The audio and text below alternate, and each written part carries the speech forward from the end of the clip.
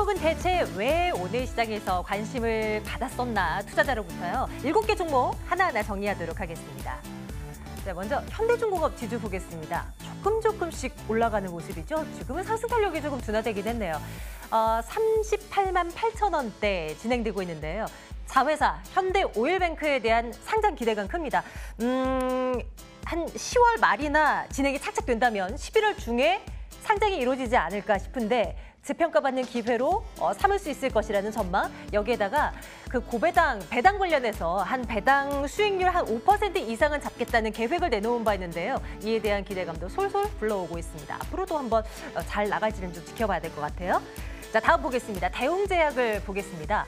2% 넘는 상승으로 현재 진행되고 있는데요. 이달 초였습니다. 미국 FDA에다가 보툴리눔 톡신 이 나보타에 대한 허가 심사 관련한 보완 자료를 제출했잖아요.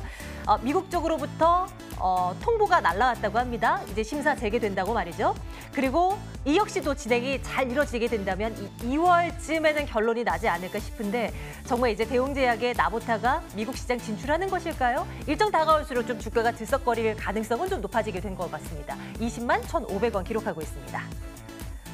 철강주들 보겠습니다. 이 트럼프 대통령이 한국 등 일부 국가의 철강 그리고 알루미늄 쿼터를 면제하는 내용의 성명을 했다라는 소식이 전해지면서 관련주들도 들썩입니다. 휴실이 11%대, 포스코 강판 10% 넘는 상승, 포스코도 1% 가까운 상승으로 진행이 되고 있습니다. 인바디를 보겠습니다. 앞서서 종가 공략주를 통해서도 수익을 달성한 종목이기도 했는데요. 오늘 확실히 탕 튀어오르고 있죠. 9% 가까운 급등으로 진행되고 있는 모습이고 기존에 있는 그 수출 국가들에서의 매출 잘 나오고 있고요. 여기에다가 중동, 유럽 쪽의 신규 수출 지역으로도 매출이 잘 잡히고 있다는 얘기가 나옵니다. 신규 접근도 가능할까요? 또 잠시 후에 챙겨보도록 하겠습니다. 셀트리온 헬스케어는 실적이 좀 부진하게 나왔습니다. 2분기 어닝 쇼크 기록했다라는 분석들 나오면서 해석을 하면서 또 주가도 힘이 없습니다. 나흘 연속의 하락세가 진행이 되고 있습니다. 1.3% 조정 나오는데요.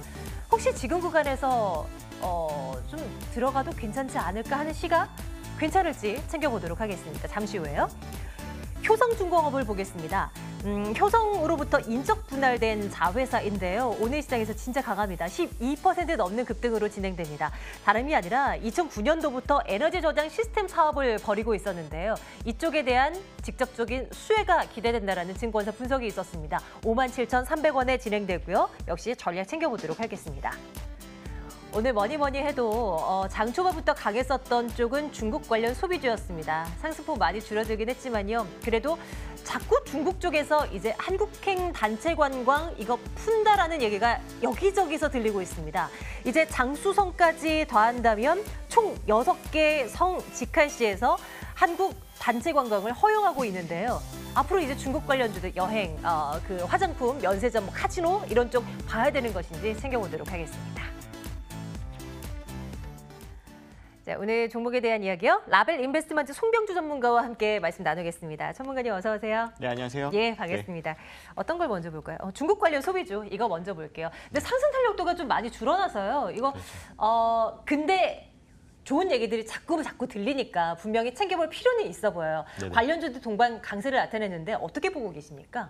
중국 관련 소비주들이 오늘 급등이 나왔다가 다시 한번 이제 상승폭을 반납을 하고 있는데 이것을 오늘 하루 이틀 볼 만한 재료는 아니다라고 좀 말씀을 드리고 싶어요. 지난주에도 이제 중국 관련 소비주들에 대해서 좀 설명을 드렸는데 어떻게 보면은 지금 상하이 포함해서 장수성까지 6개 지역이 이제 한국행 여행 상품이 판매가 허가가 된 건데 이로 인해서 우리나라에서 발생할 수 있는 중국인으로부터 발생할 수 있는 매출이 기하급수적으로 증가할 수 있을 만한 모멘텀은 아니지만 저번에도 말씀드렸지만 그 지역 자체가 중국에서 지금 허가해준 지역 자체가 소득 수준이 높고 그다음에 한국행 여행을 자주 다니는 지역들이기 때문에 이로 인해서 점진적으로 사드 보복을 해제할 수 있겠구나라는 모멘텀을 우리가 가져가야 된다는 부분들 다시 한번 말씀드릴 수가 있겠고요. 모건 스탠리에서도 4분기까지는 우리나라로 인바운드 되는 중국 관광객 수가 점진적으로 늘어날 것이다. 여기에 따라서 우리가 중국 관련 소비주들, 그다음에 제가 좀 특히나 관심 있게 보는 섹터들은 면세점 관련주들을 보고 있습니다. 면세점이나 뭐 백화점 이런 쪽들이 지금 소득 수준이 양극화가 상당히 좀 격화가 돼 있거든요. 네. 이러면서 뭐 대형마트 쪽에서는 좀 약세를 보이지만 백화점이나 면세점 같은 경우에는 중국이라는 시너지를 통해서 조금 더 고성장세를 이어나갈 수 있다는 관점에서 좀 관심 있게 좀 보시면 좋지 않을까 이렇게 말씀드리도록 하겠습니다. 연초였을까요? 작년 말이었을까요? 뭐 일부 그 한국행 단체 관광을 뭐 허용한다라는 중국 쪽에서의 소식이 처음 전해졌었을 때 아직 멀었다라는 시각이 많았고 올해 한 하반기쯤은 돼야지 괜찮을 거다라는 시각이 우세했는데요. 그래도 점점 그런 관련한 소식들이 들려오면서 진짜 4분기쯤에는 정상화 비스무리하게는 되지 않을까 이런 그렇죠. 이제 기대를 좀 걸게 되는 것 같아요. 그 면세점 관련주들 계속 강조하고 계셨잖아요. 네네. 그 중에서 어떤 거 보신다고 하셨죠 그때? 그 저번 주에 제가 말씀드린 게 호텔 신라였습니다. 지금 예. 여전합니까? 긍정적인 그렇죠. 시각은요? 예, 호텔 신라가 이제 중국인 시너지를 받기 전에도 2분기에 영업이익이 300% 정도 증가해줬거든요. 이런 부분들 뭐 기저효과로 인해서 증가한 부분들도 있지만 네. 중국인들 계속 유입이 되고 인바운드가 늘어난다라고 하면은 하반기에 지속적으로 끌고 가셔도 좋겠다 이렇게 말씀드리도록 하겠습니다. 네, 차트 한번 좀 보여주세요. 예, 다시 한번 좀 가격적인 전략 챙겨주신다면요. 예, 제가 가격 전략 한번 살펴보도록 하겠습니다. 지금 오늘 같은 경우에도 중국 관련 소비주들이 급등이 나왔다가 호텔 신라도 마찬가지로 네. 상승폭을 좀 반납한 부분들이 있습니다. 근데 제가 보고자 하는 것들은 전고점 13만 2천 원 부근은 충분히 돌파가 가능하다 이렇게 말씀을 드릴 수가 있을 것 같고 월봉상 보시면은 지금 이 가격대 10만 원 가격대는 계속 유지를 해주는 부분들이 있습니다. 여기가 강한 지지선이라고 생각하고 우리가 분할 매수 접근을 하시면은 아마 13만 원까지 충분히 가능하겠다 이렇게 말씀드리도록 하겠습니다. 아, 좋습니다. 호텔 신라 뭐 여전히 긍정적인 뷰 보여주시는데요. 계속 눈여겨 보도록 하죠. 중국 소비주에 대한 의견은 좋아요 갈까요? 네, 좋아요 예. 드리도록 하겠습니다. 의견 좋아요 찍고요. 이번에는 효성중공업을 한번 보겠습니다. 앞서서 주가 우리 확인하고 왔지만 진짜 여전히 강했잖아요. 네. ESS 산업 성장에 따른 직접적인 수혜라. 뭐 대세인 것 같아요. ESS 시장은요. 그렇죠. 뭐 에너지, 친환경, 뭐 예를 더 들어간다면 뭐 전기차, 뭐 2차 전지 등등해서 모든 것들이 이런 쪽으로 좀 향해 가고 있는 모습인데 그중에 이제 효성중공업이 ESS의 대표 주자가 된다? 그럴 수 있을까요? 뭐 충분히 그럴 수 있다 이렇게 말씀드릴 수가 있겠는데 오늘 상승폭은 조금 과도하지 않았느냐 이렇게 좀 평가를 그래요? 해볼 수가 있을 네. 것 같아요. 오늘 이제 효성중공업 관련된 기사를 좀 찾아보시면은 네. 이 효성의 회장님께서 이 중국이랑 좀 오랜 기간을 두고 친했다 이런 뉴스로 통해서 이 중국 관련주로도 엮였었던 것 같아요. 그래서 지금 현 시점에서 이만큼 상승폭을 보여준 것은 좀 과대하나 지금 앞에서 말씀해주신 ESS에 관련된 사업은 앞으로 꾸준히 성장할 수 있다 이렇게 좀 말씀드릴 수가 있을 것 같아요. ESS의 기능이 얼마나 중요하냐면 이번 여름에 상당히 더웠기 때문에 우리가 에어컨도 많이 틀었고 전력 소비도 상당히 많았지만 이 전력 예비율에 대해서 상당히 좀 질타를 많이 받았어요. 전력 예비율을 일정 부분을 유지를 못한 부분에 대해서 질타를 받았고 그에 따라 ESS에 대한 수요가 앞으로 지속적으로 증가할 것이다 이런 이야기들 많이 나오고 있는데 요즘 주택 같은 경우에는 10kW 미만의 ESS를 좀 필수적으로 탑재해서 빌트인 형식으로 탑재를 한다 이런 내용들도 많이 보이고 있고 앞에서 앵커님께서 말씀해 주신 대로 전기차라든가 2차 전지라든가 이 앞으로 전장 사업에서 필요한 가장 중요한 부품 중에 하나이기 때문에 효성중공업 앞으로도 좋을 것이다 이렇게 전망 좀 해보겠습니다. 그래요? 근데 이제 오늘은 많이 올랐기 때문에 지금 당장 들어가자 이런 관점은 아니신 거죠? 그렇죠. 이제 스윙이나 뭐 중기적인 관점에서 좀 보셔야 될 것 같고 가격 전략을 좀 살펴본다면은 재상장된 지 얼마 안 됐지 않습니까? 그렇죠. 인적 분할돼서 네. 상장한 지 얼마 안 됐기 때문에 오늘 상승은 좀 기술적인 반등과 그다음에 중국이라는 모멘텀을 좀 가져갔고 우리가 좀 전략적으로 가져갈 수 있는 구간은 5만 5천 원 구간이다라고 좀 말씀드리겠고요. 그다음에 장기적으로 지금 가격이 안정적으로 형성이 돼 있지 않기 때문에 목표가를 정확히 설정해 드린다기보다는 수익이 나면은 일정 부분 분할 매도해서 챙겨가시는 전략 가져가시면 좋겠다 이렇게 말씀드리도록 하겠습니다. 네, 신규 접근은 무리가 있겠지만 그래도 뭐 앞으로의 성장 가능성은 무궁무진한 쪽이기 때문에 좋아요 의견 네, 찍도록 좋아요 하겠습니다. 드리겠습니다. 예, 좋습니다. 다음 종목으로 한번 가볼게요. 이번에는요, 셀트리온 헬스케어 보겠습니다. 네. 2분기 실적 그냥 그랬대요. 네. 그리고 주가 밀리고 셀트리온 3인방 모두 좀 하락세를 나타내더라고요. 네. 어떤 관점으로 보십니까? 이 셀트리온 헬스케어뿐만 아니라 셀트리온 삼형제 같은 경우에는 뭐 이제 허주마라든가 램시마, 뭐 파이프라인 우수합니다. 그다음에 미래 성장성도 충분히 우수하다라고 보는데 우리가 기술적으로 또는 이제 시장 상황을 보면은 지금 셀트리온이 집중하고 있는 것은 바로 바이오시밀러인데 우리나라 시장에서 바이오시밀러 업체들이 상당히 좀 활동하기에 어려운 제약들이 좀 많거든요. 예를 들어서 오리지널 약품이 나오고 그에 따라서 또 바이오시밀러가 나오면은 바이오시밀러가 출시되고 어느 정도 기간이 지나면은 오리지널 약품의 약가가 떨어집니다. 그러면은 병원이라든가 또는 환자, 소비자들 층에서 봤을 때 같은 가격, 같은 효능을 봤을 때는 오리지널 약품을 선택할 확률이 높다라는 것이죠. 이 해외 시장에서는 뭐 프랑스 같은 경우에는 신규 환자가 들어오면은 70% 정도를 뭐 바이오시밀러나 제네릭으로 처방을 해라 이런 권고 사항도 내주고 있지만 아직까지 우리나라 시장에서 바이오시밀러가 그렇게 좀 활동하기는 좀 어려운 부분들이 있고 그다음 기술적으로 봤을 때 최근에 셀트리온 헬스케어의 공매도 비중이 상당히 급증을 했습니다. 지금 어제 날짜 기준으로 했을 때 공매도 비중이 39.7% 정도 된다라는 것은 우리가 단기적으로는 좀 보수적으로 봐야 될 필요는 있다. 이렇게 좀 말씀드리도록 하겠습니다. 셀트리온, 뭐 물론 헬스케어도 그렇고 늘 공매도에 늘 좀 오픈이 되어 있는 것 같아요. 그렇죠.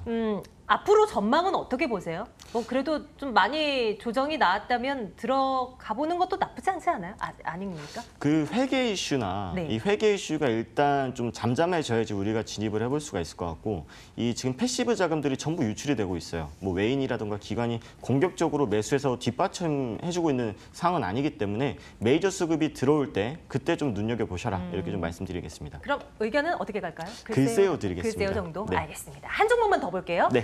인바디로 가보겠습니다. 네. 오랜만에 강하게 튀어올라요. 네. 한 넉 달간 주가 거의 반토막 났거든요. 네네. 이제 올라갈 수 있을까요? 인바디가 정말 재밌는 게 우리가 이제 체지방 측정기를 우리가 쓰고 있지 않습니까? 그거를 네. 보통 사람들이 인바디라고 부르더라고요. 그만큼 인바디의 체지방 측정기의 인지도가 상당히 증가하고 있다는 거고 우리나라에서 이미 시장 점유율 1위를 차지하고 있습니다. 이 중국 관련해서 어느 정도 수혜를 받을 수가 있는 게 국내에서 나오는 매출의 비중은 35% 정도밖에 안 되고 해외 시장에서도 매출을 상당히 많이 내고 있기 때문에 아마 저는 긍정적으로 좀 보셔도 좋겠다 이렇게 좀 말씀드리도록 하겠습니다. 의견은 당연히 그런 좋아요로 한번 가보고요. 네, 좋아요 한 4개 드리겠습니다. 종목 거의 웬만한 종목들 다 좋아요를 주신 것 같아서요. 네. 그중에 내일장에서도 눈여겨봐야 된다라는 거 한 가지만 뽑아주십시오. 중국 소비주 중에서 호텔신라 드리도록 호텔신라. 하겠습니다. 좋습니다. 네. 여전히 강조를 해주십니다. 네. 중국 관련 소비주, 그 가운데 호텔신라 눈여겨보도록 합니다. 자, 장 마감 임박해오고 있죠? 오늘 장은 어떻게 마무리가 될까요? 안신 앵커 만나러 가겠습니다.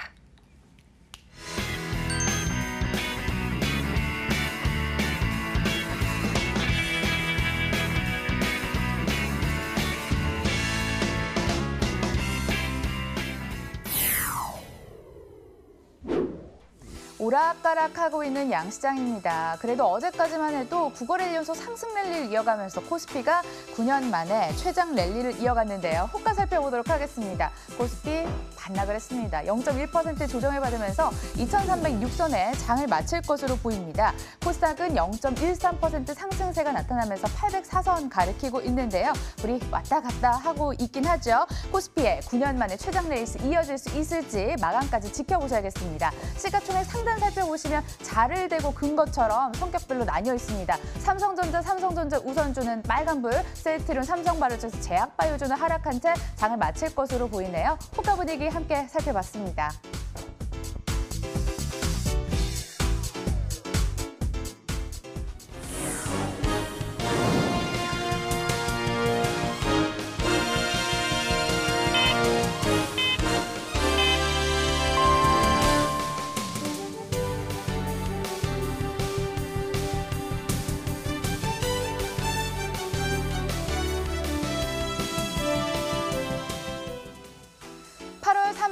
마감 상황 전해드리도록 하겠습니다. 미국 시장 호조에 힘입어서 출발은 좋았습니다만 시간이 갈수록 탄력이 줄어들었죠. 코스피 약 2개월 만에 장중에 2,320선도 돌파했지만 상승분 반납을 하면서 0.01% 아쉽게도 하락 마감을 지었습니다. 아쉽게 10거래일 만에 하락으로 전환된 상황이네요. 코스닥은 0.17%. 그래도 마감 근처 와서 다시 한번 반등에 나서면서 804선에 장을 마쳤습니다. 지수만큼이나 외국인의 매수 랠리도 길게 이어지고 있는데요. 코스피에서 외국인 8거래일 연속 사자를 외치고 있죠. 오늘 같은 경우에 1,849억 원을 샀고요. 개인도 덩달아 755억 원을 담아가는 상황이었습니다. 그러나 기관이 매도에 나서면서 2,912억 원의 매도 우위 상단을 제한했습니다. 코스닥 수급 함께 살펴볼까요? 전체적인 거래 대금 감소 속에 외국인은 72억 원의 매도, 개인과 기관은 쌍끌이 매수, 개인은 19억 원, 기관 118억 원의 매수 우위로 기록이 됐습니다. 시가총액 상위 종목 살펴보도록 하겠습니다. 그래도 삼성전자 우선주가 시장 대비 견조한 상황을 보여줬습니다. 삼성전자 저평가 영역에 있다라는 증권사 호평과 함께 외국계 매수가 유입되면서 1.92% 강세 속의 장을 마쳤고요. 삼성전자 우선주도 덩달아 1.03% 오름세를 보였습니다. 하지만 제약바이오주는 낙폭이 심화되면서 하락 마감했고 특히나 코스닥의 셀트리온 헬스케어 2분기 어닝 쇼크에 주가가 주춤했습니다. 1.46%의 낙폭을 CJ-ENM도 2.22% 동반 하락했습니다. 하루 만에 하락으로 전환이 되더니 25만 원 겨우 걸쳤네요. 하지만 신라젠, 나노스, HLB 장중 반등에 성공하면서 신라젠 탄력적인 모습 속에 장을 마쳤습니다. 마감 분위기 함께 돌아봤습니다.